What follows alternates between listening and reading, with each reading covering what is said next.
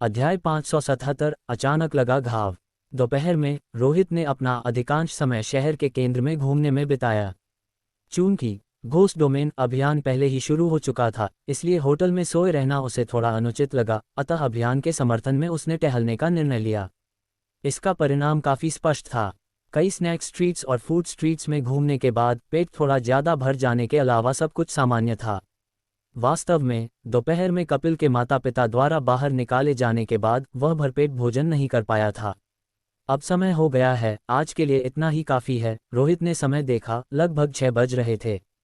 उसने सोचा कि अब काम बंद कर देना चाहिए और आज का शेष कार्य जारी रखने के लिए वापस पिंक सिटी होटल लौट जाना चाहिए। ...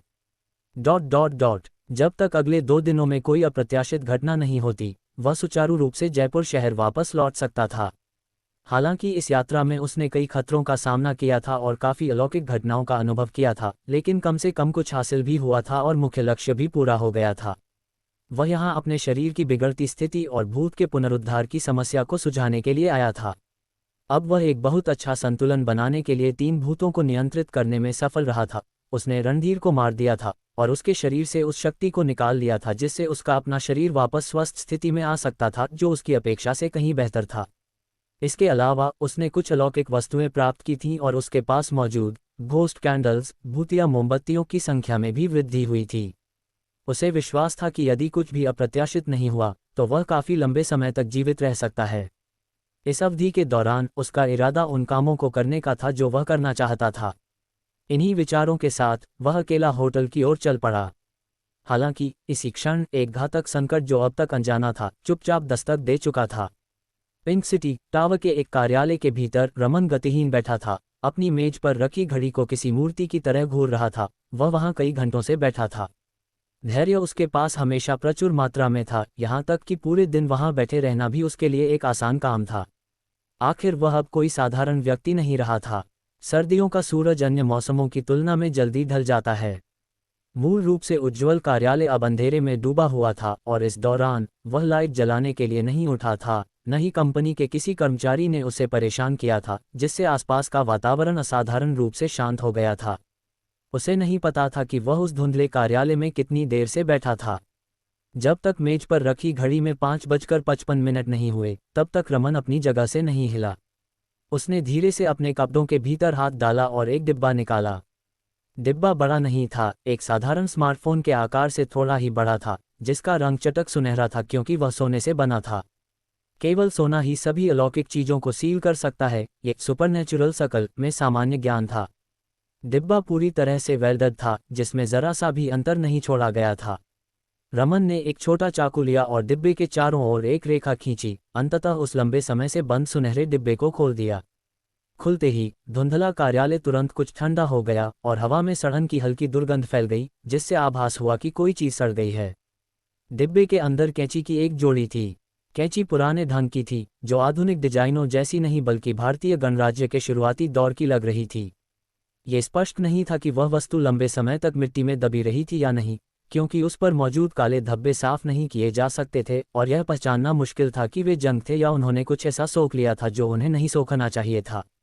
इस कैंची का सबसे भयानक हिस्सा इसका हैंडल था, जो काले बालों की परतों से लिपटा हुआ था और कुछ तो खोपड़ी की खाल से भी जुड़े हुए थे। सड़न की दुर्गंध वहीं से आ रही थी। घोस्ट सिजर्स, भूतिया कैंची। रमन उसे इसी नाम से बुलाता था, सरल लेकिन सटीक, क्योंकि उसने यह वस्तु एक अलौकिक घटना के दौरान एक भूत से प्राप्त की थी। मैं वास्तव में इस चीज के साथ खिलवाड़ नहीं करना चाहता।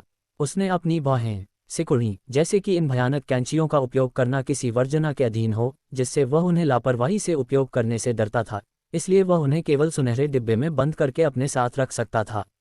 लेकिन मेज पर रोहित की तस्वीर को देखते हुए रमन जानता था कि रोहित को उसकी भूतिया आंख के साथ मारना आसान नहीं था। यदि वह रोहित का सीधे सामना करता तो शायद वह जीत जाता, लेकिन निश्चित रूप से खुद भी भूत के पुनरुद्धार जैसी स्थिति में पहुंच जाता और पूरी संभावना थी कि वे दोनों ही मारे जाते। लेकिन रोहित को मारना ही था, न केवल इसलिए कि वह एक खतरा था, बल्कि इसलिए भी क्योंकि वह घोस्ट सिजर्स के अस्तित्व के बारे में जानता था और उसने शर्त के रूप में रोहन से उनकी मांग भी की थी। इसने रमन की मर्यादा को लंघ दिया था, इसलिए वह बहुत दृढ़ था और उसके डगमगाने की कोई संभावना नहीं थी। भले ही अधीरा दोपहर भर उस पर दबाव बनाती रही थी, फिर भी उसे आज रोहित को मारना ही था। यह अफसोस की बात है कि मुझे वह ताबूत की कीमत नहीं मिल सकी। अन्यथा दोनों वस्तुओं के एक दूसरे के विपरीत होने से यह मेरे लिए और भी फायदेमंद होता। रमन की निगाहें थोड़ी बदल गईं। समय 5:59 हो गया। 6 बजने में सिर्फ 1 मिनट बचा था। रमन ने कैंची को नहीं छुआ, बल्कि एक बॉलपॉइंट पेन उठाया और रोहित की पूरी तस्वीर पर 2 शब्द लिखे, रोहित। एक असली नाम, एक पूरी तस्वीर। यही घोस्ट सिजर्स के मारने के नियम को सक्रिय करने का तरीका था। कम से कम रमन ने प्रयोगों के माध्यम से यही पाया था। इसलिए इस वस्तु के इंसानी हाथों में पड़ने का खतरा इसके किसी भूत के हाथों में होने के खतरे से कहीं अधिक था। अन्यथा रमन पहली बार में भूत से इस अलौकिक वस्तु को प्राप्त करने में सक्षम नहीं होता। समय आ गया है, तुम्हें विदा करने का समय, रोहित। रमन ने देखा कि समय 6 बज चुका था।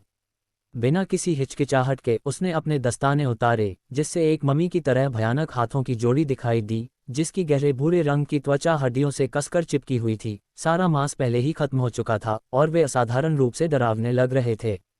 भले ही उसके हाथ इस स्थिति में बदल गए थे, लेकिन इससे उनके उपयोग पर कोई फर्क नहीं पड़ा। वे अभी भी हिलने डुलने में सक्षम थे। रमन ने घोस्ट सिजर्स को थाम लिया। तुरंत आसपास का धुंधलापन गहरा गया और पूरा कार्यालय अंधेरे में घिर गया। टपक टपक पानी की बूंदों की आवाज चारों ओर गूंजने लगी और हवा में सड़न की दुर्गंध और भी तीव्र हो गई, जिसमें खून की भारी गंध शामिल थी। सबसे भयानक बात यह थी कि इस गहरे होते अंधेरे के भीतर कई परछाइयां झिलमिलाईं और धीरे धीरे लाशों की आकृतियों में बदलने लगीं। लाशों के ये साए अधूरे थे, किसी के हाथ गायब थे, किसी के सिर गायब थे और किसी के पैर गायब थे। Gemini sad. इसके बावजूद वे अजीब और अधूरे साए रमन की ओर बढ़ते रहे। रमन ने एक हाथ में घोस्ट सिजर्स थामी और दूसरे हाथ से रोहित की तस्वीर उठाई। हालांकि जैसे ही उसने तस्वीर उठाई, उसका पिछला हिस्सा चिपचिपे ताजे खून से सन गया। उसकी निगाहें थोड़ी घूमीं। इतनी कम दूरी के बावजूद उसे पता ही नहीं चला कि कब उसकी मेज पर एक पीला, कटा हुआ इंसानी सिर रख दिया गया था, जिसकी गर्दन से खून रिसकर पूरी मेज को ढक रहा था। इतना ही नहीं, जब उसने अपने पैर थोड़े हिलाए तो उसे महसूस हुआ जैसे उसने किसी चीज पर पैर रख दिया हो। ठंडा, नर्म, जैसे किसी लाश पर कदम रखा हो। घोस्ट सिजर्स का अभिशाप गहरा गया है। कार्यालय में होने वाली इन सभी भयानक घटनाओं के बावजूद रमन शांत और स्थिर बना रहा। उसने रत्ती भर भी विचलित हुए बिना अपना काम व्यवस्थित तरीके से जारी रखा। अभिशाप का ये स्तर अभी उसे गिराने के लिए पर्याप्त नहीं था। कैंची रोहित के नाम वाली तस्वीर पर टिकी। वह रंगीन तस्वीर अचानक पुरानी पड़ गई, उस पर एक गहरा साया मंडराने लगा और जीवंत रंग तेजी से फीके पड़ने लगे। तस्वीर को बड़ी सावधानी से काटा गया और एक अजीब सा अभिशाप फैलने लगा। ठीक उसी क्षण जयपुर की सड़कों पर चलते हुए रोहित फोन पर अधीरा से बात कर रहा था। रोहित, मैंने हमारे सर्कल के लोगों पर दबाव डाला है। उन्होंने तुम्हारी मांग ठुकरा दी है और वह वस्तु सौंपने से इनकार कर दिया है। हालांकि तुम अन्य शर्तें रखने के लिए स्वतंत्र हो, सोना, संपत्ति, कंपनियां।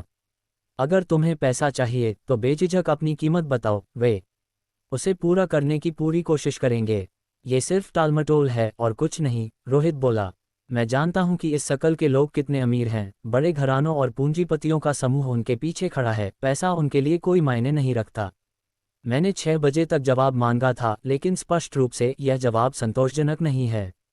शांत हो जाओ, रोहित। ये कम से कम एक अच्छी शुरुआत है।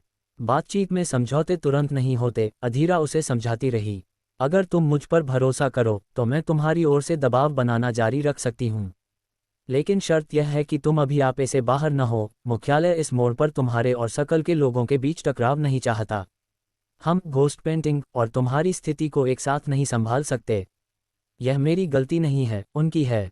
इसका दोष मुझ पर नहीं मढ़ा जाना चाहिए, रोहित ने कहा। वैसे भी तुम्हारा तरीका सर्कल के लोगों पर काम नहीं करता।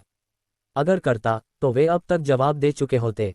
वे समय बर्बाद कर रहे हैं। मुझे पूर्वाभास हो रहा है कि वे रुकेंगे नहीं। वे मुझ पर पलटवार करने की योजना बना रहे हैं। तुम वहम कर रहे हो, वे हरकत करने की हिम्मत कतई नहीं करेंगे। मैं तुम्हें यकीन दिला सकती हूँ, अधीरा ने दृढ़ता से कहा। सर्कल प्रभावशाली हो सकता है, लेकिन ताकत जितनी बड़ी होती है, पाबंदियां भी उतनी ही अधिक होती हैं। रोहित जैसे अकेले खिलाड़ी ही सबसे खतरनाक होते हैं, जो परिणामों की परवाह किए बिना काम करते हैं।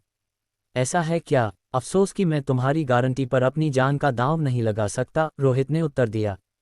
अधीरा एक पल के लिए हिचकिचाई, फिर दांत पीसते हुए कहा, तुम आज रात होटल वापस जाओ और आराम करो। किसी और झगड़े में मत पड़ना, बस मुझे थोड़ा समय दो, मैं कल सुबह तक उन्हें तुम्हारी मांगों पर सहमत करवा लूंगी। तुम इसकी गारंटी नहीं दे सकती। हालांकि रोहित की बात बीच में ही कट गई क्योंकि उसके कदम अचानक रुक गए। किसी कारणवश उसे उस क्षण संकट का तीव्र एहसास हुआ। ऐसा लगा जैसे भूत ठीक उसके बगल में हों। रोहित ने सतर्क होकर आसपास देखा, हर गुजरते राहगीर की बारीकी से जांच की। उसका शरीर पूरी तरह तन गया था और यहाँ तक कि उसकी घोस्ट आई भूतिया आंख भी गुप्त रूप से खुल गई थी। फिर भी उसे कुछ नहीं मिला। कोई भ्रम, या मैं ज़रूरत से ज़्यादा संवेदनशील हो रहा हूँ, उसने गहरी सन्नति के साथ सोचा। लेकिन सावधानी के तौर पर उसे लगा कि उसे उस इलाके से चले जाना चाहिए। अनजाने में घोस्ट पेंटिंग की घटना में फंसना दुर्भाग्यपूर्ण होगा। पर जैसे ही उसने कदम बढ़ाया, अचानक उसकी गर्दन पर एक अजीब सा घाव उभर आया। घाव बड़ा और गहरा था, जिसने उसकी लगभग पूरी रीढ़ की हड्डी को काट दिया था। एक ही पल में खून का फव्वारा फूट पड़ा, जो आसपास के कई राहगीरों पर जा गिरा और उसका सिर सहारा खोकर बेजान होकर लटक गया। गड़गड़ गड़गड़, खून के पीछे की ओर बहाव ने रोहित का गला रुंध दिया। वह लड़खड़ाया और जमीन पर गिर पड़ा। उसके दिमाग में तुरंत चक्कर आने लगे। सब कुछ इतनी तेजी से हुआ, बिना किसी चेतावनी के, जैसे उसने अनजाने में किसी भूत के मारने के नियम को सक्रिय कर दिया हो, जिसने रोहित पर एक समझ से परे तरीके से हमला किया था। लेकिन इस समय रोहित के पास इसके बारे में सोचने का समय नहीं था। यदि उसकी गर्दन केवल आधी कटी होती तो वह अभी भी सचेत रहता और प्रतिक्रिया कर पाता। क्षण भर में उसके पूरे शरीर की त्वचा फटने लगी, डरावनी आंखें खुल गईं और पूरी सड़क तुरंत लाल चमक में घिर गई। इसके अलावा लाल चमक की तीव्रता एक पल में बढ़ गई। 4 परत वाला घोस्ट डोमेन। रोहित ने उसी क्षण 4 परत वाला घोस्ट डोमेन सक्रिय कर दिया, जिससे पूरी सड़क उसके प्रभाव में आ गई। अब उसके पास लोगों या चीजों को चुनने का समय नहीं था, नहीं वह इस बात की परवाह कर सकता था कि इसका वास्तविकता पर क्या प्रभाव पड़ेगा। जैसे ही घोस्ट डोमेन सक्रिय हुआ, उसके पीछे लेटा हुआ काला साया हिला। काले साये ने रोहित की कटी हुई गर्दन को ढकने के लिए हाथ बढ़ाया, जैसे कि वह घाव को भरने और जोड़ने की कोशिश कर रहा हो। घोस्ट शैडो में लाशों को जोड़ने की क्षमता होती है। वे भूतों के शरीरों को भी सिल सकते हैं, इंसानों की तो बात ही छोड़िए। एक बर्फीली सांस उसके दिमाग में समा गई, जिससे रोहित की चेतना लौट आई। चक्कर आने और ऑक्सीजन की कमी के एहसास में तुरंत सुधार हुआ। केवल इस स्तर की चोट से वह नहीं मरता। एक भूत नियंत्रक की जीवित रहने की क्षमता उसमें पूरी तरह से दिखाई दे रही थी। फिर भी खतरे का वह रोंगटे खड़े कर देने वाला एहसास कम नहीं हुआ था। स्पष्टता के उन कुछ सेकंडों में उसने तुरंत एक लाल घोस्ट कैंडल भूतिया मोमबत्ती निकाली। अब वह इस बात की चिंता नहीं कर सकता था कि स्थिति क्या है। जब तक वह मोमबत्ती जला लेगा वह सुरक्षित रहेगा, भले ही उसका सामना एस रैंक की दुष्ट आत्मा से ही क्यों न हो। लेकिन उसने अभी मोमबत्ती निकाली ही थी और उसे जलाने का समय भी नहीं मिला था। चटाक, वह विचित्र दरार फिर से प्रकट हुई और रोहित की गर्दन पूरी तरह से अलग हो गई। जेमिनाई सेड, बिना सिर वाले घोस्ट शैडो प्रेत छाया की सिलाई का कोई प्रभाव नहीं हुआ। उसका सिर धड़ से अलग होकर कुछ दूरी तक आगे लुढ़क गया। ये कैसे संभव है? रोहित ने अविश्वास भरी नजरों से अपने बिना सिर वाले शरीर से खून की फुहारें छूटते हुए देखा। 4 परत वाला घोस्ट डोमेन और घोस्ट शैडो का मेल भी इस अजीब हमले को नहीं रोक सका। इसी बीच पिंक सिटी टावर के कार्यालय के भीतर रमन ने उस तस्वीर को देखा जिसे उसने कैंची से काटा था। तस्वीर में कट ठीक रोहित की गर्दन के स्थान पर लगा था, लेकिन मूल रूप से फीकी पड़ चुकी तस्वीर अब लाल रंग की हो गई थी, जैसे उसे पेंट में भिगोया गया हो, जिससे तस्वीर में रोहित बहुत अवास्तविक लग रहा था और धीरे धीरे धुंधला हो रहा था, जैसे वह तस्वीर से ओझल होने वाला हो। अभी तक नहीं मरा? अगर ऐसा है तो एक बार फिर करते हैं। उसने दोबारा कैंची चलाई। रमन के अनुभव के अनुसार सिर काटना मारने का सबसे प्रभावी तरीका था। कोई भी व्यक्ति अपना सिर खोकर जीवित नहीं रह सकता था, 99% भूत नियंत्रक भी नहीं। इसके अलावा तस्वीर पर गर्दन सबसे कम जगह घेरती है, इसलिए इसे काटने में सबसे कम मेहनत लगती है और घोस्ट सिजर्स भूतिया कैंची का अभिशाप गहराने की संभावना भी कम रहती है। इस बार सिर को पूरी तरह अलग कर देते हैं। रमन ने एक क्षण के लिए विचार किया। चूंकि उसने दूसरी बार काटने का निर्णय लिया था, इसलिए वह पूरी तरह से आश्वस्त होना चाहता था ताकि रोहित के बचने की सभी संभावनाओं को जड़ से खत्म किया जा सके। अध्याय 578 मुक्त हुआ अभिशाप। हेलो रोहित, क्या तुम कुछ बोलोगे?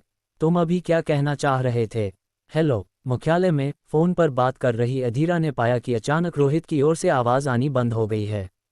बातचीत बीच वाक्य में ही कट गई थी, जबकि न तो फ़ोन कटा था और न ही सिग्नल में किसी प्रकार की कोई समस्या आई थी। रोहित, क्या तुम अभी भी वहीं हो? हेलो, अधीरा ने कई बार पुकारा, लेकिन फ़ोन के दूसरी ओर से रोहित की कोई आवाज़ नहीं आई। उसने अपनी भौहें सिकुड़ी और अवचेतन रूप से यह मान लिया कि रोहित ने जानबूझकर फ़ोन दूर रख दिया है, क्योंकि वह उससे बातचीत जारी नहीं रखना चाहता था, विशेष रूप से इसलिए क्योंकि वह थोड़ी देर पहले कही गई बातों से संतुष्ट नहीं था। पूनम, रोहित से संपर्क करने की कोशिश जारी रखो। चाहे कुछ भी हो, हमें उसे शांत रखना होगा। उससे कहो कि वह आज रात बाहर जाकर कोई हंगामा न करे। मैं अपने नेटवर्क के लोगों से बातचीत जारी रखूंगी और उसे विश्वास दिलाती हूं कि कल सुबह तक मैं उसे संतोषजनक उत्तर दे पाऊंगी। अधीरा ने फ़ोन नीचे रखा और स्विचबोर्ड रूम से पूनम को निर्देश दिया। ठीक है, मैं रोहित को समझाने की पूरी कोशिश करूंगी। पूनम ने सिर हिलाया, ये संकेत देते हुए कि वह समझ गई है। सच में, इनमें से हर एक सिरदर्द है। अधीरा को जबरदस्त सिरदर्द महसूस हो रहा था। उसके पास निपटने के लिए बहुत सी चीज़ें थीं और वह अपनी पूरी ऊर्जा केवल रोहित को संभालने में नहीं लगा सकती थी। हालांकि वह इस स्थिति को नज़रअंदाज भी नहीं कर सकती थी।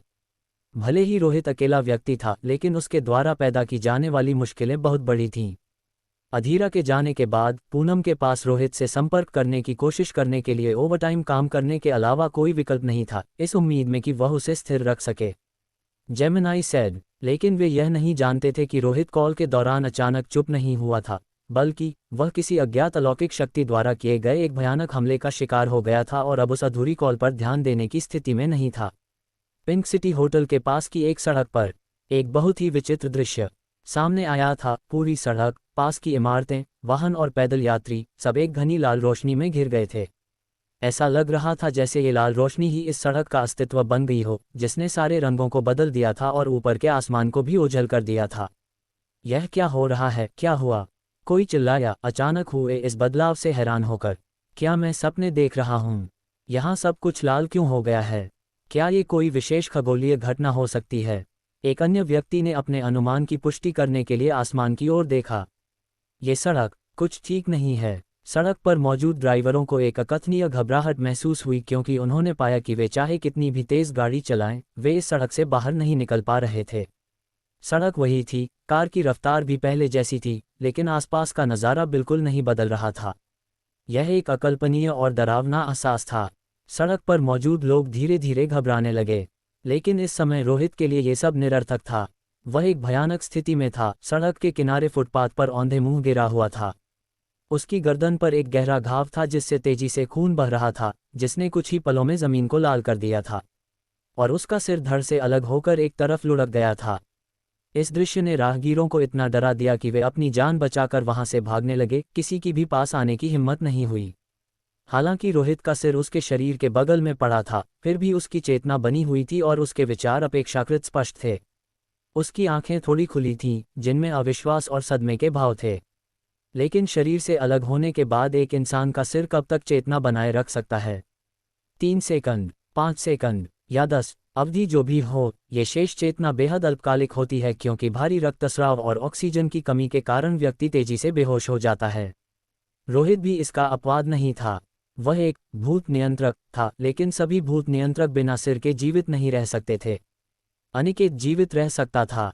ऐसा इसलिए क्योंकि अनिकेत का पूरा शरीर पहले ही अजीबोगरीब काब्र की मिट्टी से गल चुका था। उसके शरीर के अंदर केवल कीचड़ था, जिसमें मानव मांस और रक्त का कोई नामो निशान नहीं था।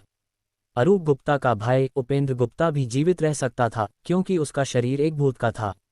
वह केवल एक भूत के शरीर पर परजीवी की तरह रहने वाला एक जर्जरखोल था, जिसका जीवित दुनिया से नाता बहुत पहले टूट चुका था। लेकिन रोहित ऐसा नहीं कर सकता था, क्योंकि उसके शरीर का अधिकांश हिस्सा अभी भी जीवित श्रेणी में आता था, जो भयानक भूतों द्वारा बहुत अधिक प्रभावित नहीं हुआ था। यह एक लाभ भी था और एक खामी भी। एक जीवित व्यक्ति का शरीर स्वास्थ्य और भूत नियंत्रक की मानसिक स्थिरता का प्रतीक होता है, लेकिन ये कमजोरी और मृत्यु के प्रति संवेदनशीलता को भी दर्शाता है। हालांकि रोहित ने जीवित शरीर की इन कमियों पर विजय प्राप्त कर ली थी, क्योंकि उसने हेडलेस घोस्ट शैडो, बिना सिर वाली प्रेत छाया को वश में कर लिया था, जो खतरे के समय उसके शरीर से जुड़ सकती थी, जिससे उसके शरीर को मानवीय स्वास्थ्य बनाए रखने के साथ साथ भूत की कुछ विशेषताएं भी मिल जाती थीं। फिर भी हेडलेस घोस्ट शैडो में एक कमी थी। सिर न होने के कारण रोहित का सिर उस छाया से ढका नहीं रहता था, जिससे उसके शरीर में एक घातक कमजोरी रह गई थी।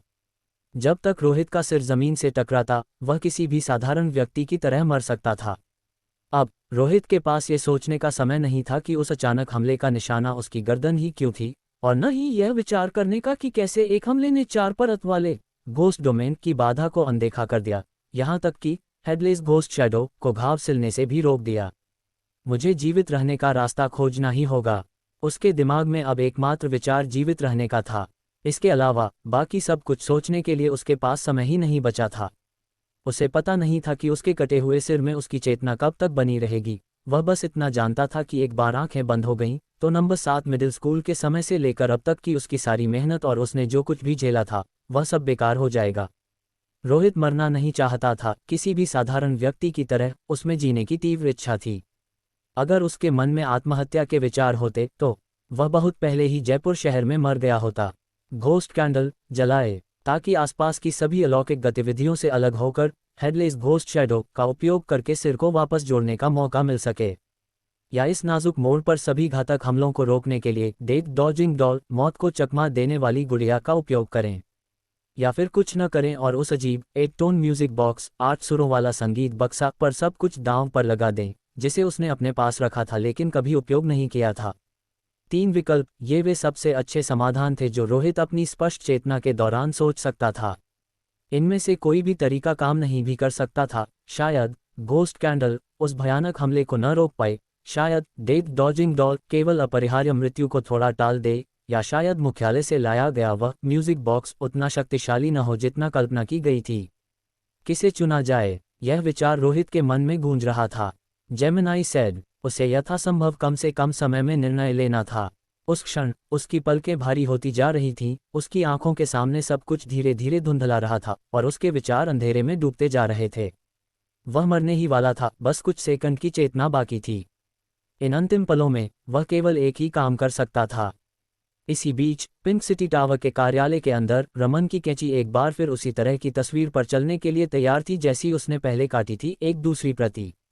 तस्वीर में कुछ भी नहीं बदला था, उसमें रोहित की पूरी छवि साफ दिख रही थी। जहां तक पहले वाली तस्वीर का सवाल था, उसने उसका उपयोग जारी नहीं रखा क्योंकि उसका अधूरापन घोस्ट सिजर्स भूतिया कैंची के मारने के नियम को सक्रिय होने से रोकता था। इसलिए एक तस्वीर का उपयोग केवल एक बार किया जा सकता था, लेकिन उसके लिए एक ही फोटो की दर्जनों या सैकड़ों प्रतियां बनाना कोई मुश्किल काम नहीं था। इस बार रमन की कैंची का निशाना तस्वीर में रोहित का सिर था।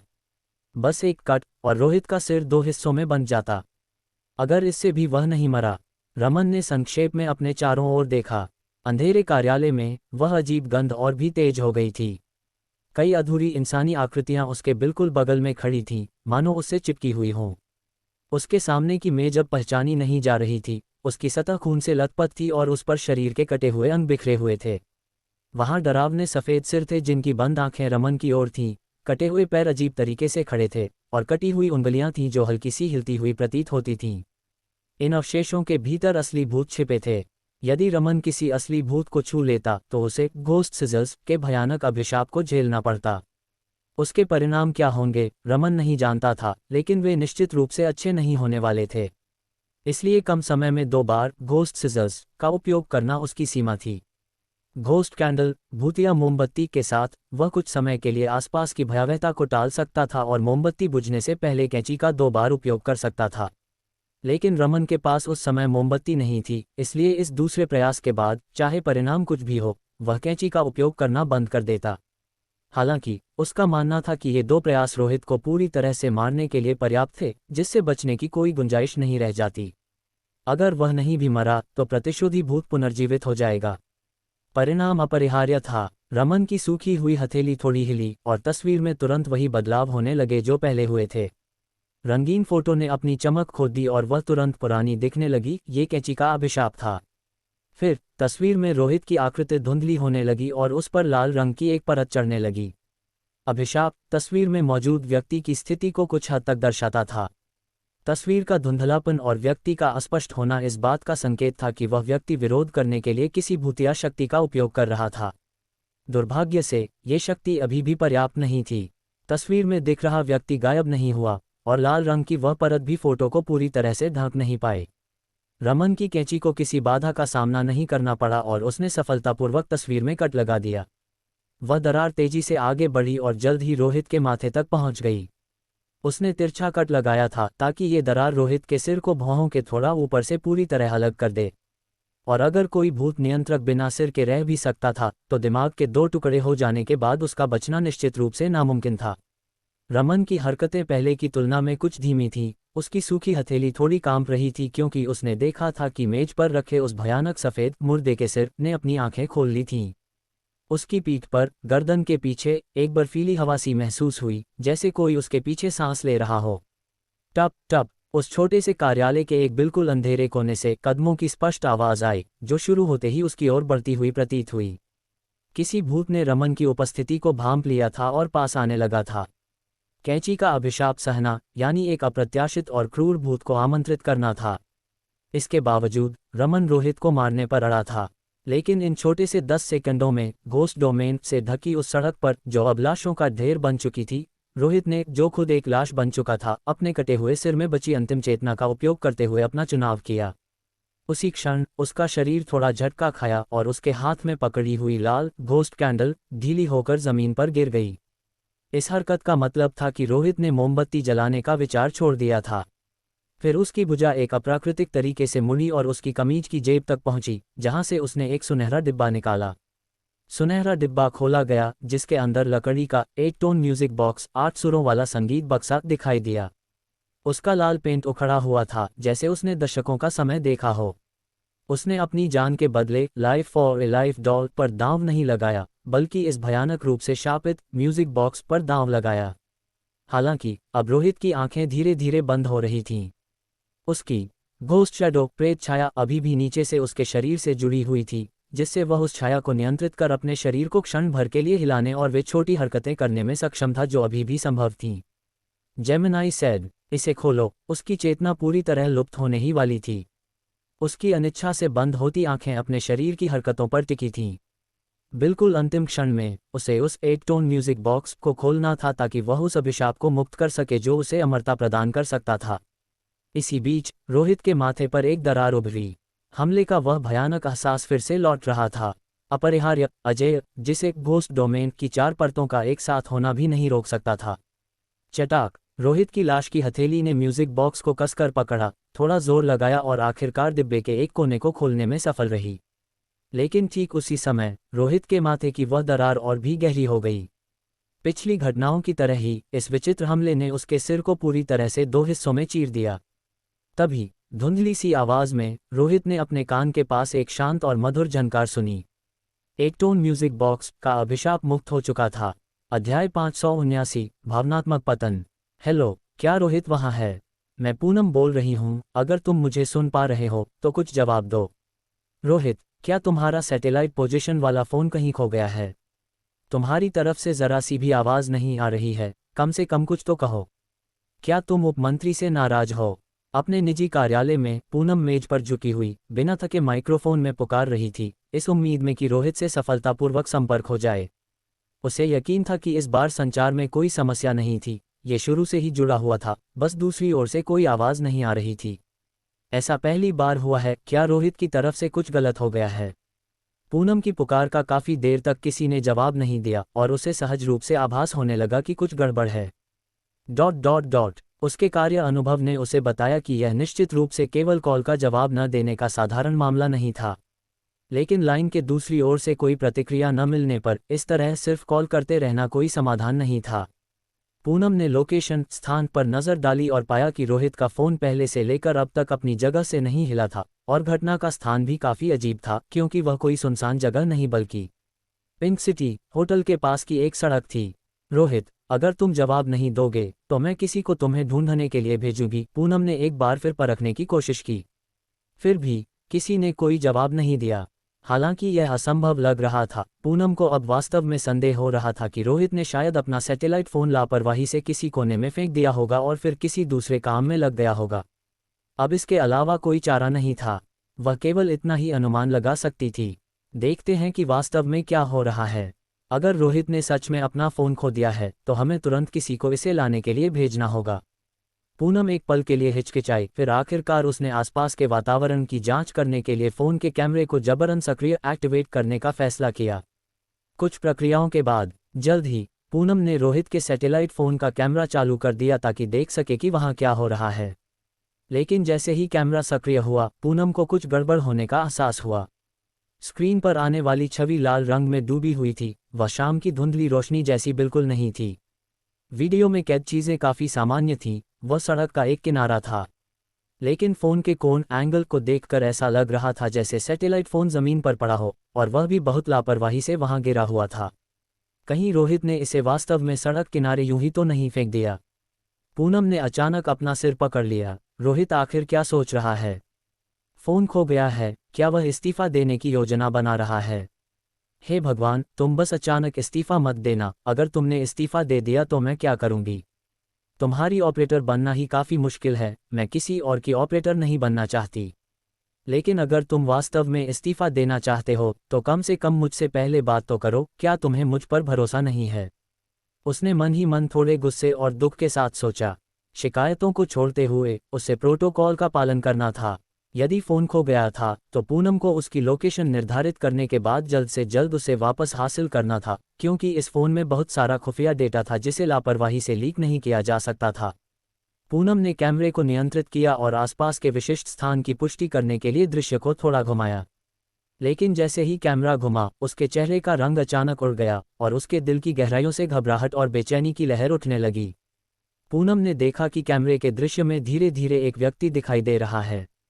वह व्यक्ति ठंडी जमीन पर निश्चल पड़ा था, चारों ओर खून फैला हुआ था, जिससे शरीर के पास की जमीन गहरे लाल रंग में बदल गई थी।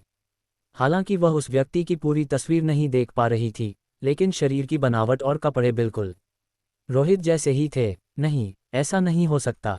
पूनम की आंखें फटी की फटी रह गईं और उसका शरीर थोड़ा कांपने लगा। वह बेहद घबराई हुई थी और सच्चाई का पता लगाने के लिए कैमरा घुमाना जारी रखा।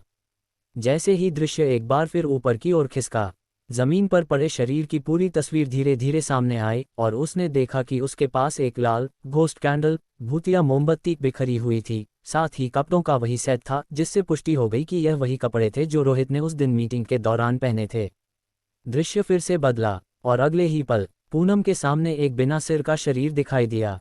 उस धड़ के बगल में रोहित का सिर बिल्कुल अलग पड़ा था। Gemini said. पूनम अपनी कुर्सी से उछल पड़ी, उसका चेहरा पीला पड़ गया और शरीर सहज रूप से पीछे हट गया, जैसे वह स्क्रीन पर दिख रही उस क्रूर छवि से दूर भागना चाहती हो। लेकिन वह पीछे की दीवार से टकरा गई और उसके पास जाने के लिए कोई जगह नहीं बची। रोहित के कटे हुए सिर और धड़ की वह तस्वीर उसके दिमाग में गहराई से छप गई थी। उसने अपना मुंह ढक लिया, उसके गले से एक घुटी हुई आवाज़ निकली और आंखों से बेतहाशा आंसू बहने लगे। वह गहरे सदमे में थी। पूनम झुक गई और चीख चीख कर रोने लगी। अपनी भावनाओं पर उसका कोई नियंत्रण नहीं रहा। उसे खुद नहीं पता था कि वह ऐसा क्यों कर रही है। वह बस इतना जानती थी कि रोहित मर चुका है और उसे लगा जैसे वह इस दुख से टूट जाएगी। वास्तव में इसे समझना मुश्किल नहीं था। लगभग आधे साल तक रोहित की संचार ऑपरेटर, कम्युनिकेशन ऑपरेटर के रूप में सेवा करते हुए उसका पूरा जीवन और काम रोहित के इर्द गिर्द ही घूमता था।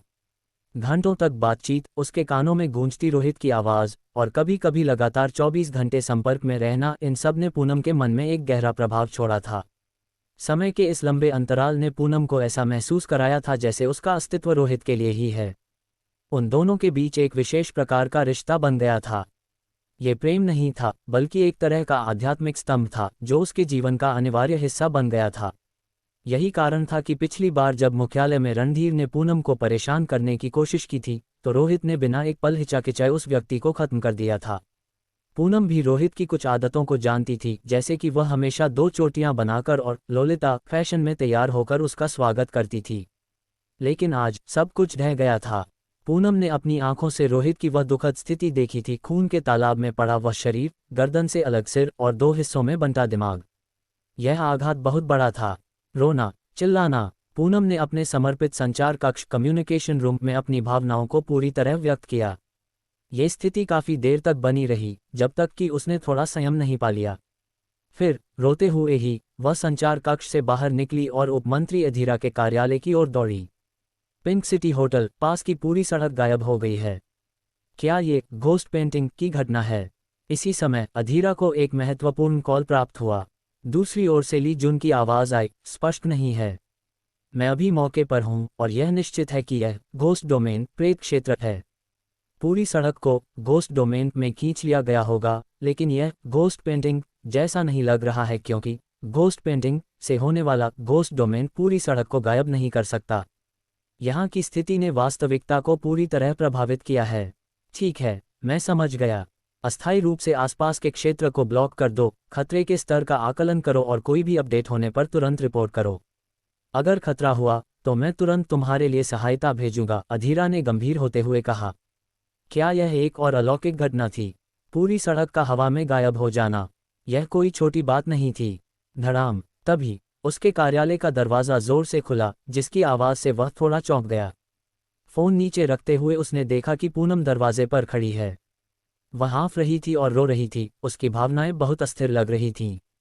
पूनम, क्या तुम्हें कुछ रिपोर्ट करना है? पास खड़े एक कर्मचारी ने हैरानी से पूछा। पूनम की लाल आंखें अधीरा पर टिकी थीं, उसके होंठ कांप रहे थे और उसने वह खबर दी जिसे कहना उसके लिए बहुत कठिन था। रोहित मर गया है क्या? Gemini sad. अधीरा शुरू में सन रह गया।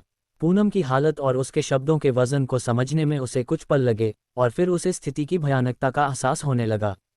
तुमने क्या कहा? वह अचानक अपनी कुर्सी से खड़ा हो गया, उसके चेहरे के भाव पूरी तरह बदल गए थे।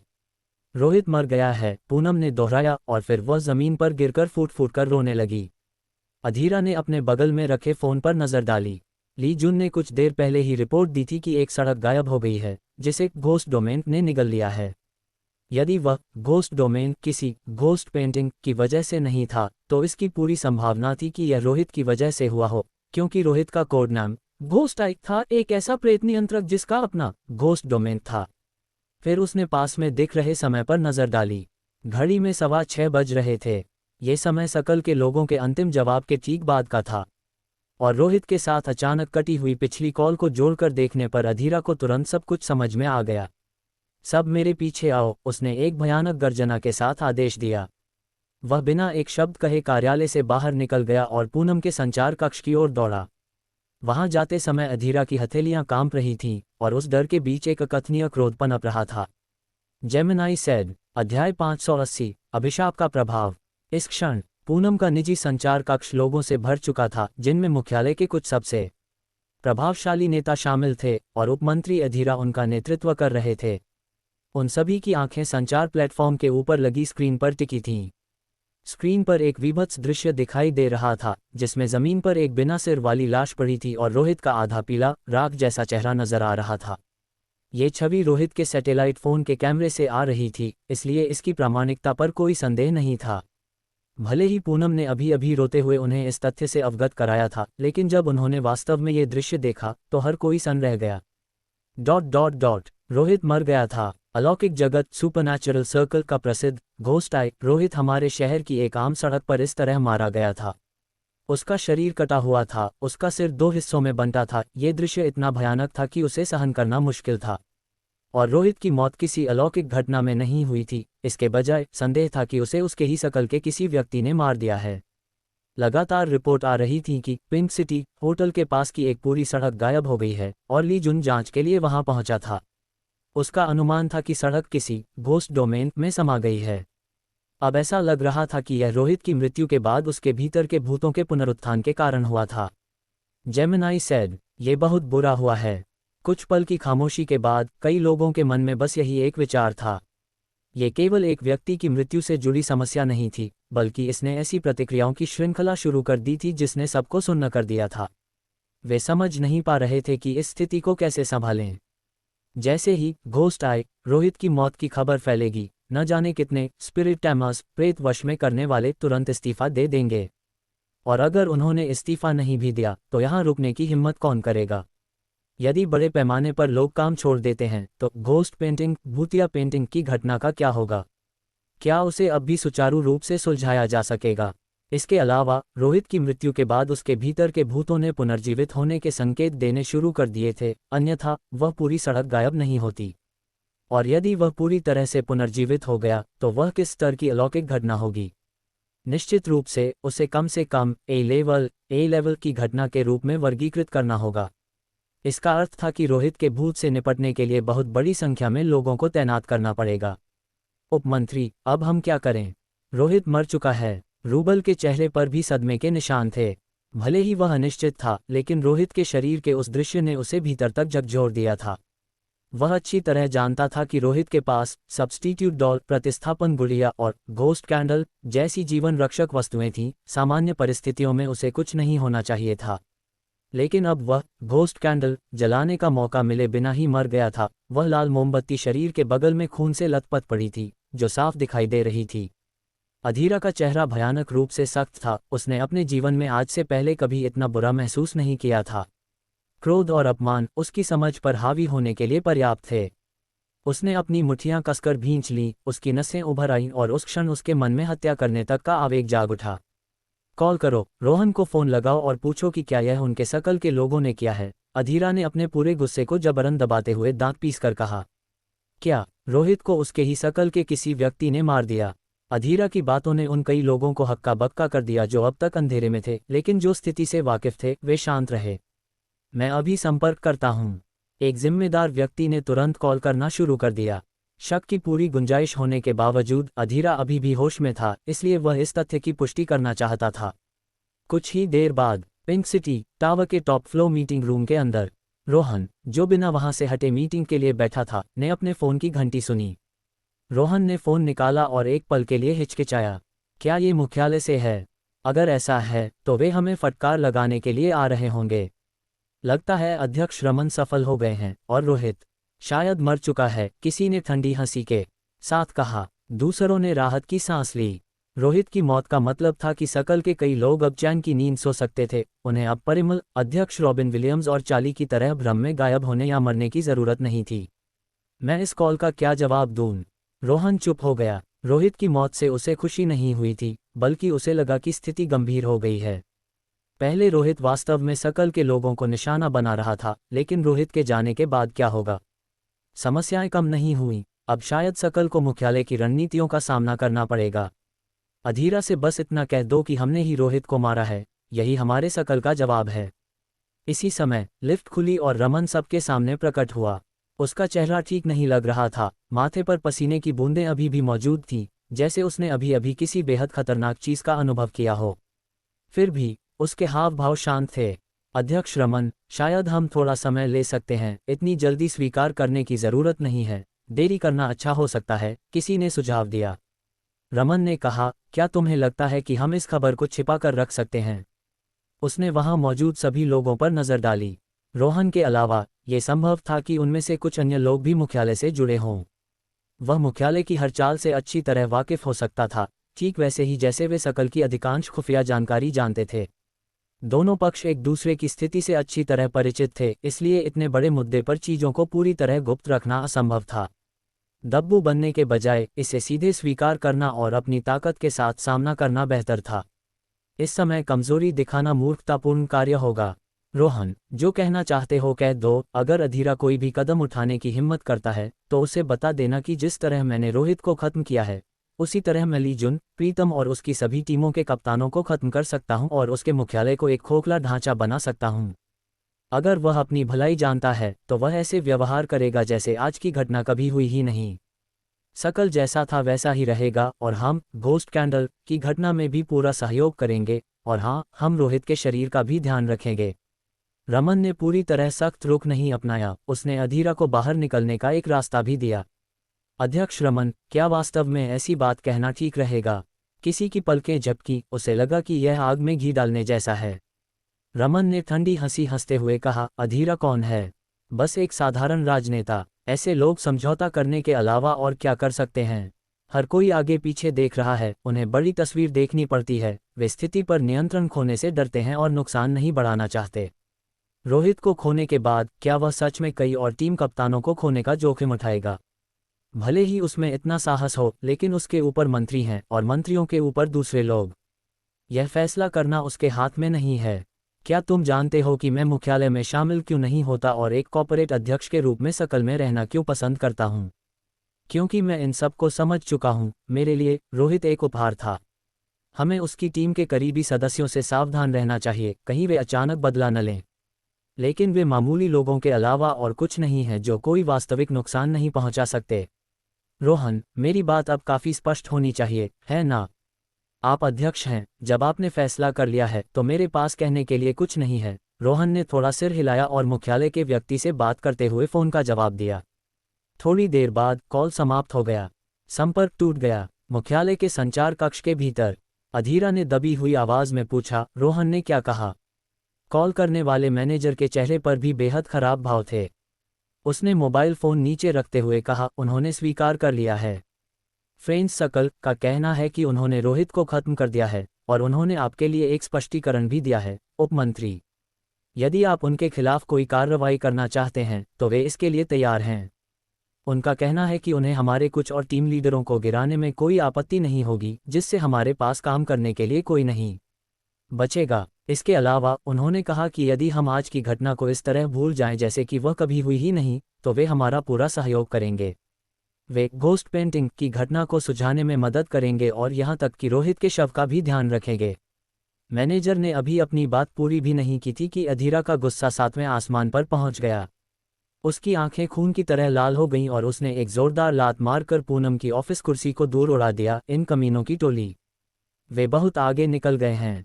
सबको आदेश दो कि वे अपने मौजूदा काम छोड़ दें, यहां तक कि घोस्ट पेंटिंग की घटना को भी अभी के लिए रोक दें। मुझे आधा दिन चाहिए, मैं उन्हें फ्रेंच सर्कल को खत्म करने के लिए आधा दिन देता हूं। फ्रेंच सर्कल से जुड़े सभी उद्योगों को बंद कर दो, इसमें शामिल सभी कर्मियों को गिरफ्तार कर लो।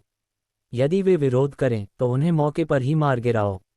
महेश बाबू से कहो कि वे पिंक सिटी टावर जाएं और उस हत्यारे को पकड़कर लाएं जिसने रोहित को मारा है। इस जवाब ने अधीरा की आग में घी का काम किया और वह एक रात का भी इंतजार किए बिना तुरंत फ्रेंच सर्कल से निपटना चाहता था। शांत हो जाए, उपमंत्री। यदि हम इस समय ऐसा करेंगे तो स्थिति पूरी तरह नियंत्रण से बाहर हो जाएगी। यदि फ्रेंच सर्कल के लोग मर मिटने पर उतारू हो गए तो हम वास्तव में कुछ और टीम लीडरों को खो सकते हैं। बड़ी तस्वीर, बिग पिक्चर को देखना ज्यादा जरूरी है। पास खड़े एक व्यक्ति का चेहरा पीला पड़ गया और उसने तुरंत उन्हें समझाने की कोशिश की। रोहित पहले ही मर चुका है। हम एक मृत व्यक्ति के लिए जीवित भूत नियंत्रकों की संख्या नहीं बढ़ा सकते। इस तरह की प्रतिशोधी कार्रवाई गलत है। अभी हमारी प्राथमिकता घोस्ट पेंटिंग की घटना और रोहित की मृत्यु के बाद उसके भूतों के पुनरुत्थान को रोकना है। फ्रेंच सर्कल से निपटना होगा, लेकिन अभी नहीं। बहुमत अधीरा के आदेश से सहमत नहीं था। नियम किस लिए होते हैं, क्या मुझे आप लोगों को फिर से याद दिलाना होगा? रोहित एक जिम्मेदार अधिकारी था। फ्रेंच सर्कल ने हमारे एक लीडर को मार गिराया है और इन परिस्थितियों में हम उन्हें बिल्कुल नहीं छोड़ सकते। अधीरा दहाड़ा गया। भाड़ में संयम। अगर हमने अभी उनसे समझौता किया तो हम खत्म हो जाएंगे। ये बहुत गंभीर मामला है। हमें मंत्री जी को सूचित करना होगा। इसके अलावा उपमंत्री जी, आप इस समय भावनात्मक रूप से बहुत विचलित हैं। ऐसी स्थिति में हम आपके आदेशों को मानने से इनकार कर सकते हैं और मैं इसकी रिपोर्ट बाद में लिख दूंगा। फिर भी कोई भी उसके व्यवहार से सहमत नहीं हुआ। रूबल चुप रहा। उसकी आंखों में एक चमक थी। वह इस दृश्य के पीछे का कारण अच्छी तरह समझ रहा था। सीधे शब्दों में कहें तो वे नहीं चाहते थे कि रोहित की मौत का असर दूसरों पर पड़े। हर कोई अपने नुकसान को कम करना चाहता था। इसी बीच दरवाजे पर खड़ी पूनम ने, जिसकी आंखें रो रोकर लाल हो गई थीं, अंदर चल रही बहस को देखा और वह क्षण भर के लिए सुन्न रह गई। ऐसा लग रहा था कि रोहित की मौत अब उतनी महत्वपूर्ण नहीं रह गई थी। उसी समय लाल रोशनी से ढकी उस सड़क पर एक बिना सिर वाली लाश ठंडी जमीन पर चुपचाप पड़ी थी। किसी चीज से दो हिस्सों में कटा हुआ एक दिमाग शरीर के पास पड़ा था और कटी हुई गर्दन से लगातार खून बह रहा था, जिससे आसपास का सब कुछ खून के तालाब में डूबा हुआ था। जैसे जैसे समय बीता, शरीर से खून निकलना कम हो गया, आसपास का खून जमने लगा और वहां केवल ठंडक और मौत रह गई। किसी की भी उस लाश के पास जाने की हिम्मत नहीं हुई।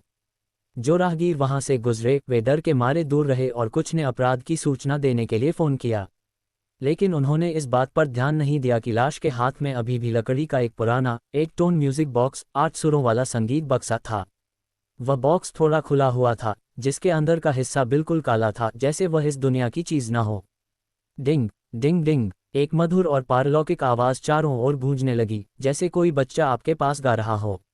यदि आप अलग अलग सुरों को सुने तो वे बहुत सुखद लगेंगे, लेकिन जब वे संगीत का रूप लेते तो उनमें एक अजीब खालीपन और निराशा का भाव था जो रोंगटे खड़े कर देता था। हैरानी की बात यह थी कि लोग डर के मारे दूर तो थे, पर किसी को भी वह संगीत सुनाई नहीं दे रहा था। फिर भी संगीत बॉक्स से निकलने वाली आवाज असली थी। और एकमात्र श्रोता वह बिना सिर वाली लाश थी जो खून के तालाब में पड़ी थी। जैसे जैसे समय बीतता गया, वह ठंडा शरीर जो अंधेरे में समा जाना चाहिए था, उसके भीतर एक जीवित व्यक्ति की खोई हुई चेतना धीरे धीरे वापस लौटने लगी, जैसे एक टोन म्यूजिक बॉक्स की झनकार किसी आत्मा को नर्क से वापस बुला रही हो। किसी ने ध्यान नहीं दिया कि रोहित के 2 हिस्सों में बंटे सिर की आंखें, जिनमें अब तक जीवन नहीं था, उनमें धीरे धीरे चमक लौटने लगी थी। गायब होती चेतना वापस आ रही थी। भारीपन, थकान और मौत की वह बर्फीली पकड़ धीरे धीरे खत्म होने लगी। रोहित के सोचने की प्रक्रिया धीरे धीरे जाग रही थी, और वह धुंधला संगीत अब स्पष्ट होता जा रहा था। उस पल रोहित को यकीन हो गया कि उसने इसे सुन लिया है। उसने अपने दिमाग में गूंजती संगीत बॉक्स की धुन सुनी, एक ऐसी आवाज़ जिसमें अकल्पनीय शक्ति थी और जो उसे मौत की नींद से जगा रही थी। क्या मैं अभी भी जीवित हूँ? उसे नहीं पता था कि कितना समय बीत चुका है, लेकिन एक समय ऐसा आया जब रोहित की चेतना पूरी तरह से लौट आई। अब उसके विचार पहले से कहीं अधिक स्पष्ट और गहरे थे। दर्द, थकान, ठंड या भूख जैसी किसी भी शारीरिक संवेदना के बिना उसके सोचने की क्षमता अपने जीवन के सर्वश्रेष्ठ स्तर पर पहुंच गई थी। वह अब पहले से कहीं अधिक सजग था। हालांकि ये स्थिति पूरी तरह से अतार्किक थी, क्योंकि रोहित का सिर न केवल शरीर से अलग था, बल्कि 2 टुकड़ों में बंटा हुआ था। ऐसी परिस्थितियों में चेतना का होना असंभव था, उसे बहुत पहले मर जाना चाहिए था। फिर भी रोहित स्पष्ट रूप से समझ रहा था कि वह जीवित है। भले ही उसका शरीर जीवित रहने लायक नहीं बचा था, लेकिन एक भयानक अभिशाप उसकी चेतना को जीवित रखने पर अड़ा था। क्या एक टोन म्यूजिक बॉक्स के अभिशाप ने ही मुझे जीवित रखा है? ऐसा लगता है कि मेरा पिछला चुनाव सही था। हालांकि मुझे स्वीकार करना होगा कि यह एक जुआ था, लेकिन ऐसा लगता है कि मैंने सही दांव लगाया है, रोहित ने बहुत स्पष्टता से सोचा। उसने प्रतिस्थापन गुड़िया और घोस्ट कैंडल को त्याग दिया था और अपनी पूरी जान केवल उस संगीत बॉक्स पर लगा दी थी। जेमिनाई सेड, इसके लिए अपार साहस की आवश्यकता थी। चूंकि रोहित उस वस्तु को पूरी तरह नहीं समझता था, इसलिए वह उसके वास्तविक कार्य और शक्ति से पूरी तरह अनजान था और उसे उस पर रत्ती भर भी भरोसा नहीं था। लेकिन परिणाम काफी सकारात्मक रहा। वह जीवित था और पूरी तरह मिटाया नहीं गया था। लेकिन मेरी वर्तमान स्थिति बहुत खराब लग रही है। भले ही वह जीवित था, लेकिन वह अब स्पष्ट रूप से देख नहीं पा रहा था। सब कुछ पूरी तरह काला था।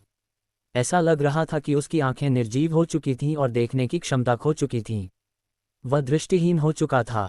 हालांकि ऐसा लग रहा था कि वह अभी भी सुन सकता था। अजीबोगरीब घंटियों की आवाज़ों की एक श्रृंखला ने संगीत का एक टुकड़ा बना लिया था जो लगातार गूंज रहा था, बार बार बज रहा था, जैसे कि वह कभी बंद नहीं होगा। इस आवाज़ का अधिक सटीक वर्णन करें तो यह उसके कान के पास नहीं बल्कि सीधे उसके दिमाग के भीतर उभर रही थी, उसकी चेतना को घेरे हुए। ठीक वैसे ही जैसे किसी फिल्म के बीच में अचानक कोई अजीब संगीत डाल दिया गया हो। ये बहुत ही बेमेल महसूस हो रहा था। बहरहाल, अभी इस बारे में चिंता करने का समय नहीं है। पिछला वह विचित्र हमला अब रुक गया लगता है, और मुझे इस बारे में सोचना चाहिए कि खुद को वापस कैसे ठीक किया जाए। रोहित ने स्पष्ट सोच के साथ खुद से कहा कि संकट अभी टला नहीं था। अध्याय 581, खतरा करीब है। रोहित की वर्तमान स्थिति काफी विचित्र थी। उसका शरीर पूरी तरह से मर चुका था। वह जमीन पर पड़ी एक बिना सिर वाली लाश में बदल गया था, फिर भी उसकी चेतना स्पष्ट थी। वह सोच सकता था, उसे अपनी सारी यादें स्पष्ट थीं, और वह अपनी पहचान के प्रति भी आश्वस्त था, लेकिन ऐसा लगता था कि वह केवल इतना ही कर सकता था।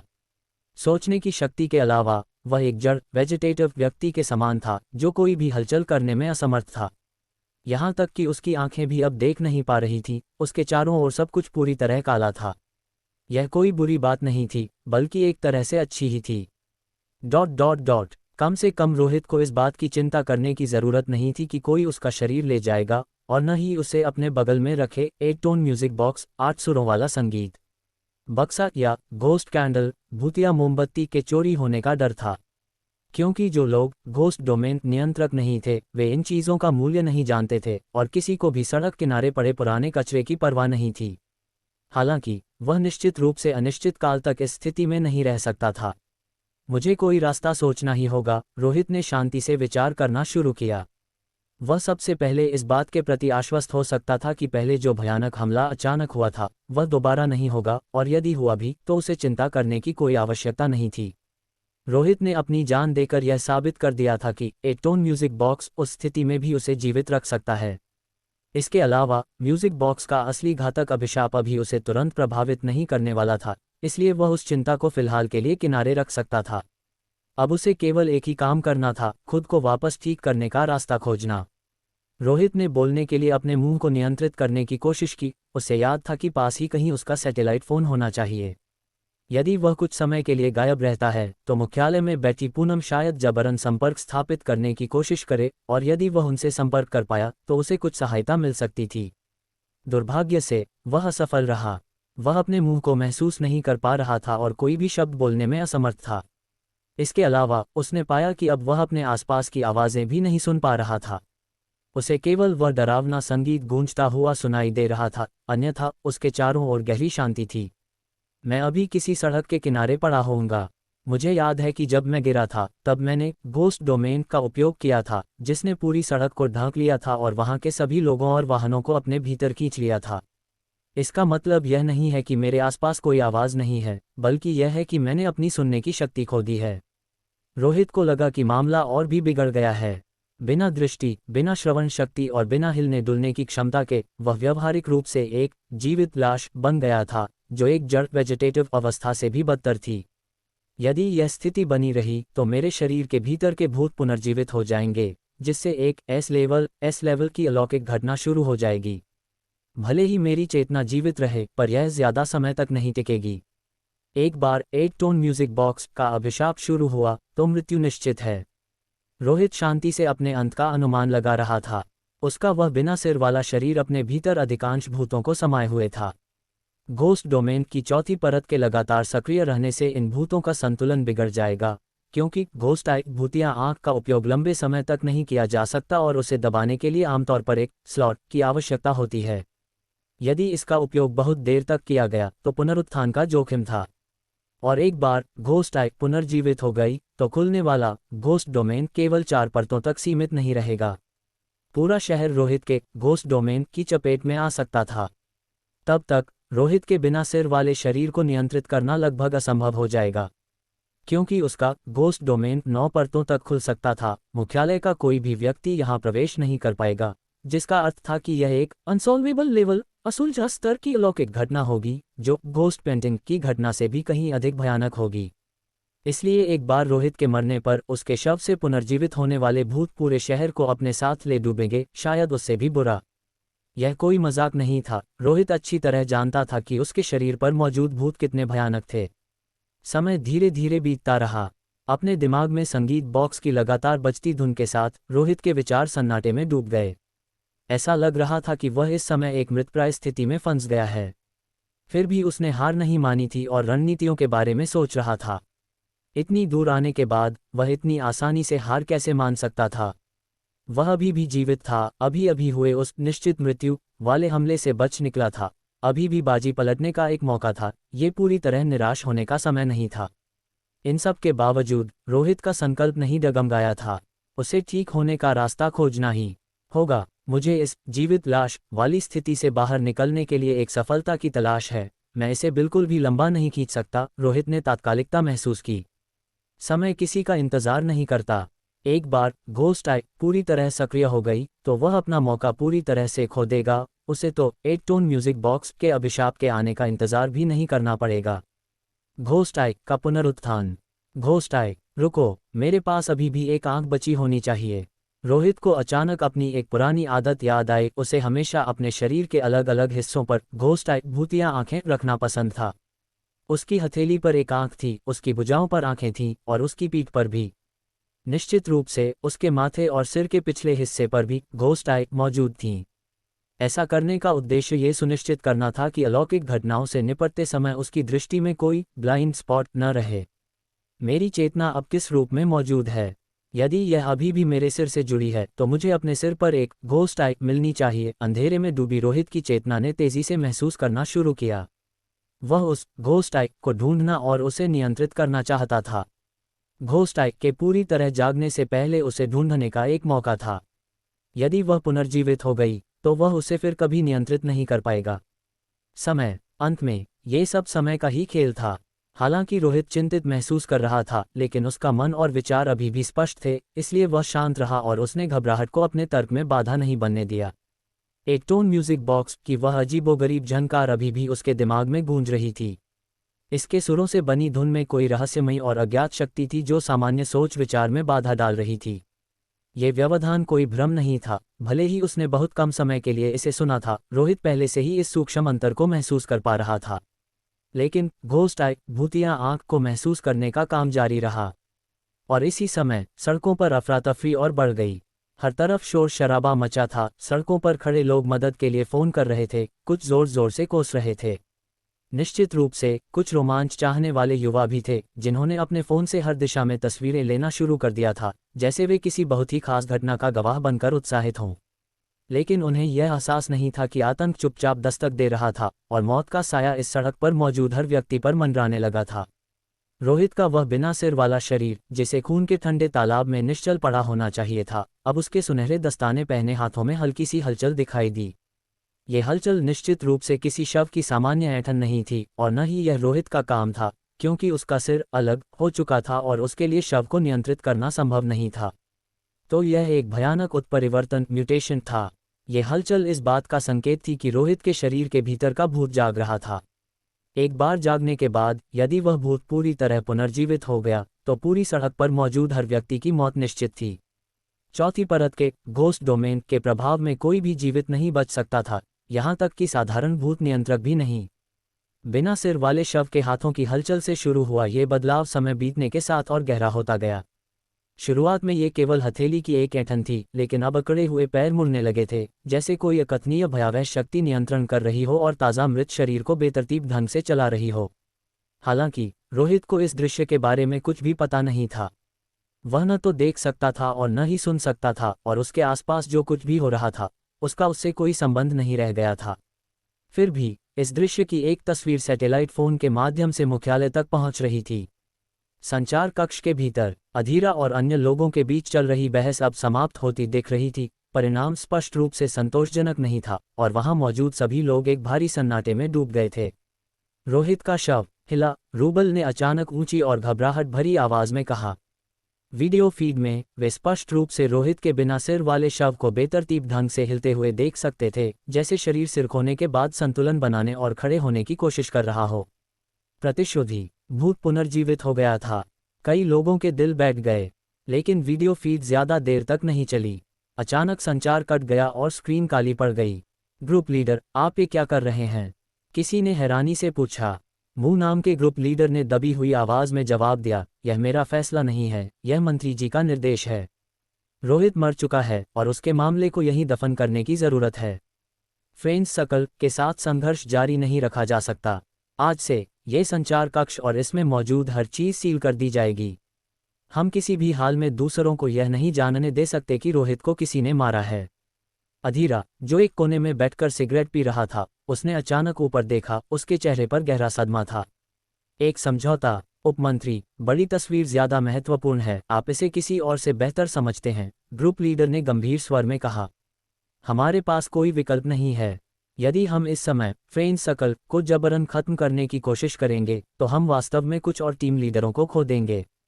हम सिर्फ एक व्यक्ति की मौत के लिए पूरे मुख्यालय को खतरे में नहीं डाल सकते। मैं समझता हूँ, अधीरा ने सिगरेट का एक लंबा कश लिया और लंबी खामोशी के बाद जवाब दिया, तो फिर ऐसा ही हो, सब बाहर निकलो, संचार कक्ष को सील कर दो। निजी संचार कक्ष बंद कर दिया गया और रोहित से संबंधित सभी सामग्रियों को आर्काइव अभिलेखागार में भेजने का आदेश दे दिया गया। पूनम ने अपने कमरे को बंद होते देखा। उसकी रोने से लाल आंखों में केवल उलझन थी। उसे अभी अभी लिए गए फैसलों के बारे में पता नहीं था, लेकिन अब इसका कोई महत्व भी नहीं रह गया था। इस समय अधीरा पूरी तरह से थक चुका महसूस कर रहा था। वह बस इतना जानता था कि मुख्यालय ने घोस्ट आई कोडनेम वाले एक काबिल भूत नियंत्रक को खो दिया था। सह कार्यालय भवन के रास्ते में उसकी मुलाकात एक व्यक्ति से हुई।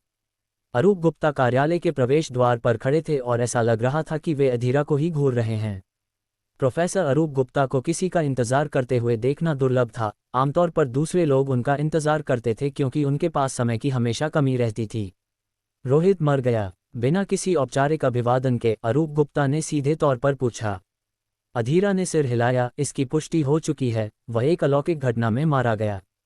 वाकई? अरूप गुप्ता के चेहरे के भावों में जरा भी बदलाव नहीं आया। लेकिन तुम्हें मुझे स्पष्टीकरण देने की जरूरत नहीं है। मुझे इसमें कोई दिलचस्पी नहीं है कि रोहित कैसे मरा। मेरी दिलचस्पी बस उस चीज में है जो उसके पास थी। क्या तुम्हें शव मिल गया है? कम समय में इसे संभालना मुश्किल है। रोहित का घोस्ट डोमेन प्रेत क्षेत्र बहुत खास है। उसने एक बार घोस्ट एनवॉय प्रेत दूत के क्षेत्र में भी घुसपैठ की थी, इसलिए अधीरा ने अपना सिर सहलाया। उसे जबरदस्त सिरदर्द महसूस हो रहा था। तुम अंदर नहीं जा पा रहे हो, है न? अरूप गुप्ता ने बात जारी रखी, लेकिन वह आखिरकार कहीं न कहीं तो दिखाई देगा ही। जब रोहित सामने आए तो मुझे सूचित करना याद रखना। इतना कहकर वे मुड़ने और चले गए।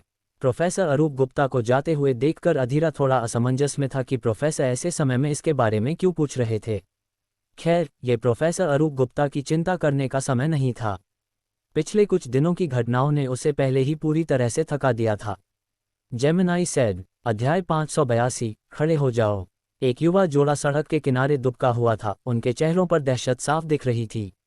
वे पास के एक सुपरमार्केट से खरीदी गई बोतलबंद पानी से अपने चेहरे पर लगे खून को धोने की कोशिश कर रहे थे।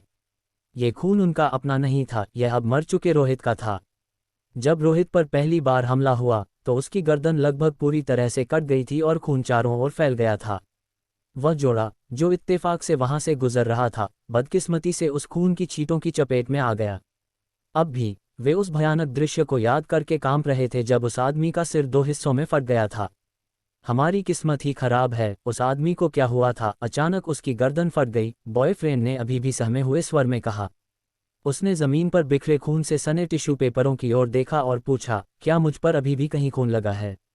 लगभग सारा साफ हो गया है, बस तुम्हारे कपड़ों पर कुछ दाग हैं जो नहीं निकल रहे, उसकी गर्लफ्रेंड ने जवाब दिया। वह भी बुरी तरह डरी हुई थी, मानो उसकी जान ही निकल गई हो। अगर नहीं निकल रहे तो छोड़ो, चलो घर चलकर कपड़े बदलते हैं। वैसे इस सड़क को अब क्या हो गया है? सब कुछ लाल क्यों चमक रहा है? क्या मेरी आंखों में कुछ गड़बड़ है? उस युवक ने अपने हाथों से पानी की बूंदें झटकी और चारों ओर देखा। चून की सड़क पर भीड़ थी और कुछ खास असामान्य नहीं हो रहा था, इसलिए उसे ज्यादा डर नहीं लग रहा था। हालांकि उसी क्षण उसकी गर्लफ्रेंड ने अचानक उसका हाथ खींचा। उसकी आंखों में घबराहट और बेचैनी थी।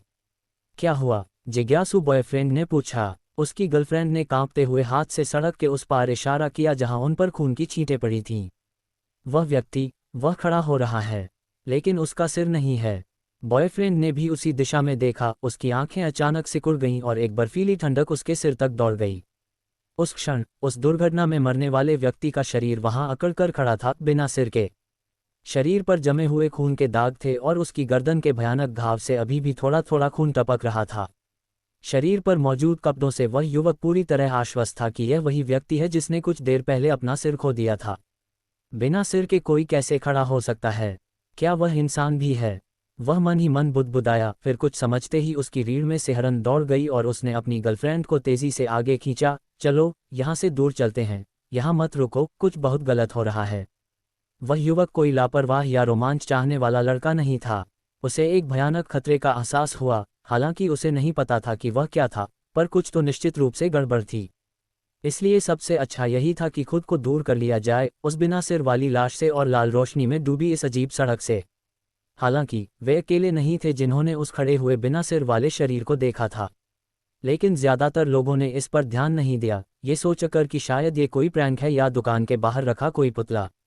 यदि कुछ लोगों को लगा भी कि कुछ गलत है तो वे तेजी से वहां से हट गए।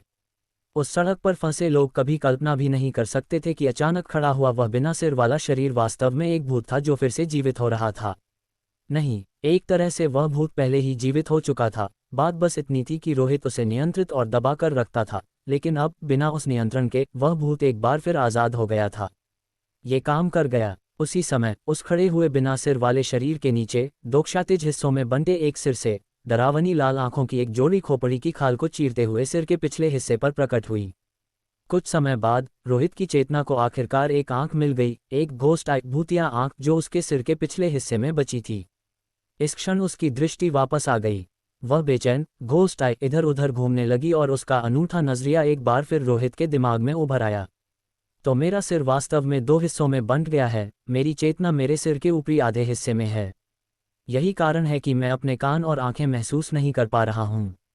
रोहित को एहसास हुआ कि अब उसके पास उसके सिर का केवल ऊपरी हिस्सा है, बालों से लेकर माथे तक और खोपड़ी के नीचे का आधा दिमाग।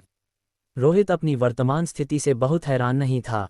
उसने अब तक जो कुछ भी झेला था, उसके बाद उसके शरीर में होने वाले बदलावों के बारे में ऐसी कोई चीज़ नहीं थी जिसे वह स्वीकार न कर सके। एकमात्र चीज़ जो रोहित को परेशान कर रही थी, वह थी अपने ही शरीर को अपने बगल में निश्चल खड़ा देखना, जबकि वह खुद उस घोस्ट आय को नियंत्रित कर रहा था। हमले से पहले रोहित को स्पष्ट रूप से याद था कि वह जमीन पर औंधे मुंह गिरा था और उसने अपने ही शरीर को गिरते देखा था। लेकिन अब वह शरीर अपने आप चलने लगा था। क्या ये शरीर को नियंत्रित करने वाली हेडलेस घोस्ट शैडो, बिना सिर वाली प्रेत छाया की वृत्ति है? रोहित की नियंत्रित घोस्ट आई भूमि, और उसने देखा कि उसके बिना सिर वाले शरीर के पास कोई काली छाया नहीं थी। इसका मतलब था कि हेडलेस घोस्ट शैडो ने उसके शरीर पर कब्जा कर लिया था। हेडलेस घोस्ट शैडो और बिना सिर वाली उस लाश का मेल एक आदर्श तालमेल लग रहा था। शरीर इसलिए नहीं हिल रहा क्योंकि हेडलेस घोस्ट शैडो अभी रुकी हुई स्थिति में है। उसमें तब तक मारने की पहल नहीं होती जब तक कोई उसे छुए नहीं। रोहित ने अपने शरीर की वर्तमान स्थिति का विश्लेषण किया, लेकिन यह ज्यादा समय तक नहीं चलेगा। उस छाया के पास मेरा सिर नहीं है और वह निश्चित रूप से दूसरे सिर की तलाश में जाएगी। और घोस्ट डोमेन की चौथी परत में जैसे ही वह छाया सिर की तलाश शुरू करेगी, यहाँ मौजूद हर व्यक्ति उस छाया का हिस्सा बन जाएगा। मुझे जल्द से जल्द अपना सिर वापस जोड़ना होगा। रोहित तुरंत स्थिति समझ गया और जान गया कि उसे क्या करना है। उसकी घोस्ट आई फिर से घूमी, जिससे एक हल्की लाल चमक निकली, क्योंकि उसने अपने सिर को सीधे अपनी गर्दन पर वापस ले जाने की कोशिश की, लेकिन वह असफल रहा। एक अकेली घोस्ट आई चौथी परत के भीतर घोस्ट डोमेन की दूसरी परत नहीं खोल सकती थी। घोस्ट आई अपनी ही शक्ति के साथ टकराव नहीं कर सकती थी। मुझे मदद के लिए किसी को ढूंढना होगा जो सबसे सीधे तरीके से मेरा सिर वापस मेरी गर्दन पर रख सके, अन्यथा एक बार जब हेडलेस घोस्ट शैडो को कोई दूसरा सिर मिल गया तो मैं वापस नहीं लौट पाऊंगा। रोहित ने एक तात्कालिकता महसूस की, क्योंकि वह छाया अपने स्वभाव के अनुसार गर्दन पर लगाने के लिए एक नया और ताज़ा सिर ढूंढेगी। जब उसे एक बेहतर शरीर मिल जाएगा तो रोहित का क्षतिग्रस्त सिर स्वीकार नहीं किया जाएगा, उसे सहज रूप से खारिज कर दिया जाएगा। ठीक वैसे ही जैसे उस छाया ने सक्रिय रूप से अपने हाथ को घोस्ट हैंड से बदल दिया था। जब उसे एक बेहतर घोस्ट हैंड मिला तो जाहिर है उसने अपने पुराने सड़ते हुए हाथ को छोड़ दिया। सौभाग्य से हेडलेस घोस्ट शैडो के खराब होने मालफंक्शन के बाद उसने बिना किसी उत्तेजना के हिलने की क्षमता खो दी थी, अन्यथा वह खुद ही जुड़ने के लिए अंगों की तलाश में निकल पड़ती, जैसे उस समय भोपाल सिटी में हुआ था जब उसने साथ में मौजूद आलिया पर कई बार अनियंत्रित रूप से हमला किया था। वह तो रोहित के जागने के कारण ही संभव हो पाया था कि उसने उसे दबा दिया और आलिया सुरक्षित रही। अभी भी समय है। रोहित की स्पष्ट सोच फिर से काम करने लगी। बोलने या सुनने में असमर्थ होने के कारण उसे अपना सिर वापस रखने के लिए किसी की मदद की जरूरत थी। ये काम बहुत कठिन नहीं था, लेकिन कोई भी साधारण व्यक्ति इसे नहीं कर सकता था। उनके पास इतना साहस नहीं था। मुझे एक अनुभवी तांत्रिक या मुर्दों से निपटने वाले विशेषज्ञ की जरूरत है। उसके आधे सिर में दर्द भी होने लगा था। वह कहाँ मिलेगा और उसे घोस्ट डोमेन की इस चौथी परत के भीतर कैसे लाया जाए? इसके अलावा जिसे लाया जाए वह भरोसेमंद भी होना चाहिए। लेकिन उसने जितनी देर विचार किया, उसके बगल में खड़ा वह बिना सिर वाला शव फिर से हिलने लगा। इस बार यह कोई साधारण ऐंठन नहीं थी। वह अपने हाथ हिला रहा था और कदम बढ़ा रहा था। एक कदम, फिर दूसरा कदम। उसके पैरों की आवाज़ बहुत भारी थी, लेकिन उस घोस्ट शैडो की अनुकूलन क्षमता आश्चर्यजनक थी। कुछ ही कदम चलने के बाद वह लड़खड़ाता हुआ शव अपना संतुलन बनाने लगा। 3 या 5 कदमों के बाद वह एक सामान्य व्यक्ति की तरह स्वतंत्र रूप से चल रहा था, ठीक वैसे ही जैसे रोहित ने पहली बार मॉल में उस भूत का सामना किया था। उस घोस्ट शैडो की प्रवृत्तियां तेजी से जाग रही थीं। रोहित ने यहां तक अनुमान लगाया कि एक बार जब वह छाया किसी और का सिर जोड़ लेगी तो वह शायद अपनी उस खराब स्थिति मालफंक्शन से पूरी तरह बाहर आ जाएगी। मेरे पास सोचने का समय नहीं है। अगर मैंने हेडलेस घोस्ट शैडो को और समय दिया तो वह मेरी घोस्ट आई को नियंत्रित कर लेगी और तब मैं केवल अपनी मौत का इंतजार ही कर पाऊंगा। रोहित और अधिक विचार नहीं करना चाहता था और उसने सबसे सुरक्षित रास्ता चुना। तुरंत उसकी एकमात्र घोस्ट आई भूमि और पिंक सिटी होटल की दिशा में देखने लगी। अगले ही पल घोस्ट डोमेन की चौथी परत होटल की दिशा में फैलने लगी। वह घोस्ट डोमेन को खोल या बंद नहीं कर पा रहा था, लेकिन वह इसके प्रभाव की दिशा को नियंत्रित कर सकता था।